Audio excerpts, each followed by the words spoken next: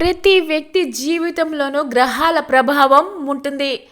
గ్రహాల కారణంగా శుభ ఫలితాలు, అశుభ ఫలితాలు రెండు ఉంటాయి.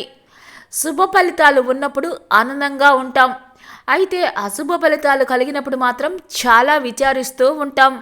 అలాంటి అశుభ ఫలితాలు కలిగినప్పుడు ఏమి చేయాలి అంటే వాటిని తొలగించుకోవడానికి గణపతిని పూజించాలి. ఏ గ్రహ దోషం ఉన్నవారు గణపతిని ఎలా పూజించాలో తెలుసుకుందాం.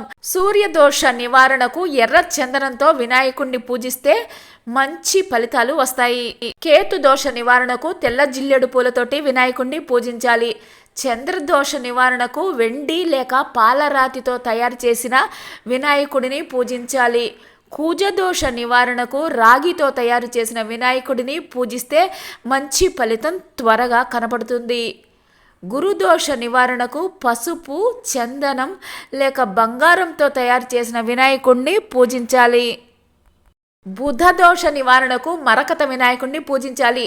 శుక్రదోష నివారణకు స్ఫటిక వినాయకుడిని భక్తితోటి పూజించాలి. రాహుగ్రహ దోషానికి మట్టితో తయారు చేసిన వినాయకుడిని పూజించాలి. ఇంటిలో సుఖశాంతులు ఉండాలంటే స్ఫటిక వినాయకుడిని పూజించాలి. మానసికంగా ప్రశాంతత కలగాలంటే పాలరాతితో తయారు చేసిన వినాయకుడిని పూజించాలి. ఈ విధంగా ఎవరికి ఏ గ్రహ దోషం ఉందో తెలుసుకొని నివారణకు భక్తితోటి వినాయకుడిని పూజిస్తే తగిన ఫలితం ఉంటుంది.